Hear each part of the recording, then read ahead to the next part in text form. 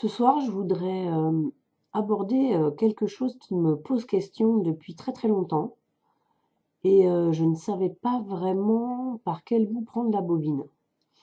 J'aime bien cette image hein, de prendre, choper le petit bout de la ficelle et dérouler, dérouler, dérouler pour arriver à faire le tour d'une question, d'une idée, que ça me concerne ou que ça concerne les autres.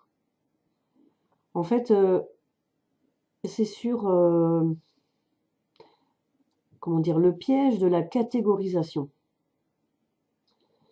le piège des cases. Tout le monde est d'accord avec ça. C'est pas bon d'enfermer les gens dans une case, mais c'est très difficile de sortir de cette façon de faire parce que le cerveau est fait comme ça.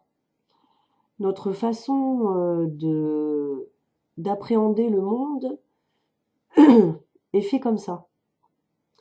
C'est-à-dire qu'on ne peut pas appréhender le monde dans son entièreté. Donc, on va, enfin, le cerveau, la façon de percevoir et de mémoriser qu'a le cerveau se fait en catégories.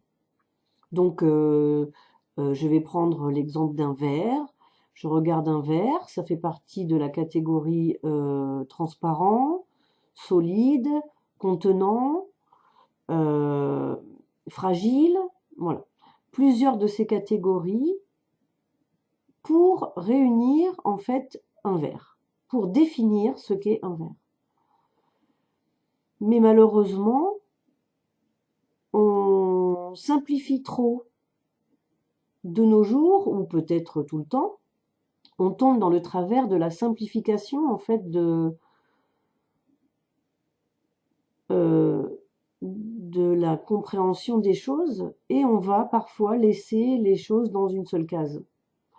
Donc bon, si c'est un objet encore, ça peut être supportable, un verre, bah oui, un verre c'est fragile, voilà, pof, c'est fragile. Mais dès lors que c'est de l'humain, moi je trouve que c'est très très grave parce que ça nous empêche de voir, enfin d'accéder à une réalité, à la réalité des choses. Et même pour un objet quelque part,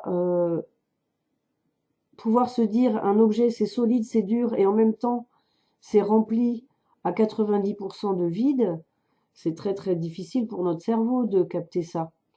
Eh bien, pourquoi on ne pourrait pas être capable de faire la même chose avec, je ne sais pas, prenons un exemple,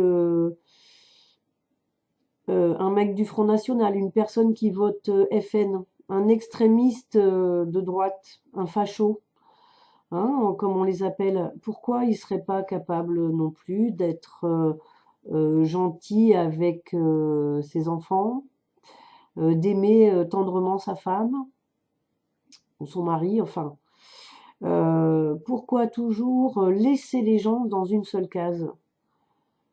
Cette personne est bronzée, faut s'en méfier. Sans fondement, sans fondement. Cette personne est pauvre, faut surtout pas l'approcher parce que ça peut être contagieux. Enfin, voilà, là, je fais des stéréotypes, mais les stéréotypes, c'est ça. C'est enfermer les gens dans une case, enfermer les choses, la réalité, dans une seule case.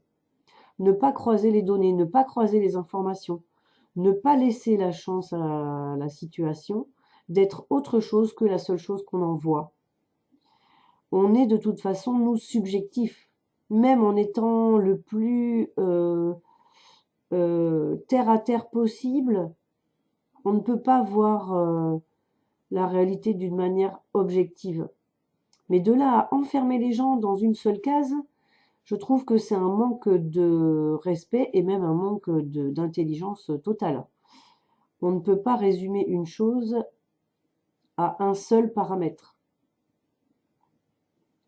Et c'est peut-être pour ça aussi que parfois la science est un petit peu trop fermée à mon goût.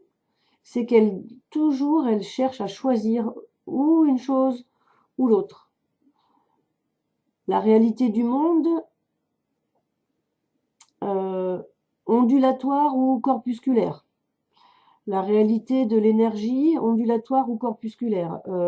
La réalité du siège sur lequel je suis assise, solide ou rempli de vide. Et pourquoi on n'arriverait pas à faire les deux, à rejoindre, à faire se rejoindre les deux notions. Et je crois qu'il faut même essayer d'effectuer un changement de point de vue à 360 degrés finalement, pour pouvoir appréhender le plus possible la réalité. C'est une amie qui m'a dit très justement, il n'y a pas si longtemps que ça, qu'avec son compagnon, ils avaient parfois des avis tellement divergents que ça leur permettait d'avoir ensemble un avis finalement assez objectif de la situation dont ils parlaient. Parce que c'était déjà tellement éloigné l'un de l'autre, leur point de vue était déjà tellement éloigné que ça leur permettait, pour se rejoindre, de passer, de faire le spectre finalement, le spectre entier, le point de vue, et encore ça se trouve c'est même pas 360 si on le réfléchit en sphère, en volume, et pas en 2D. Voilà, c'est une pensée comme une autre, mais des fois ce qui va sans dire, ça fait du bien de le dire parce que on oublie tellement vite les choses que on peut tomber dans des travers et dans des schémas quoi qui nous empêchent déjà de nous apaiser et aussi de respecter en fait ce qui est quoi. Croiser les paramètres, croiser les informations sur une seule chose, ne pas s'en tenir à une seule information, une seule catégorie. Même le verre, il a plusieurs catégories. On pourrait même le mettre dans le sable, sable transformé, silice transformé. Tout d'un coup, ça s'éloigne vraiment de la notion de verre, mais finalement, non, ça en fait partie. Et résumer l'humain à une seule catégorie, riche, pauvre, noir, blanc, athée, croyant, c'est, je pense, tomber dans le piège de notre mental, de notre cerveau, qui est malheureusement pas assez entraîné pour appréhender tous les paramètres ensemble et qui euh, a besoin d'aide pour croiser les informations et faire des liens entre différents niveaux d'information. Et je pense que ce qui peut vraiment aider le cerveau à faire des liens, c'est lui fournir différentes formes d'informations, quoi. Différentes sortes de paramètres.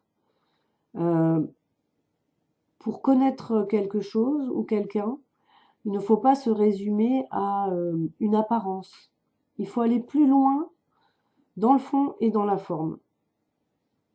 Euh, Savoir des choses simples et puis compliquées, des choses évidentes et des choses cachées. Pour comprendre mieux une personne, on peut même faire des milliers de suppositions. Il n'y en aura peut-être aucune de fausse, même si on ne sait pas la vérité. En tout cas, on ne va pas enfermer la personne dans une seule sorte de description. En fait, tout ça, ça me fait penser au culte de l'apparence, finalement. Le cerveau qui choisit la facilité et qui va garder surtout les informations apparentes et qui n'ira pas chercher derrière des choses plus profondes. C'est dommage, vous trouvez pas?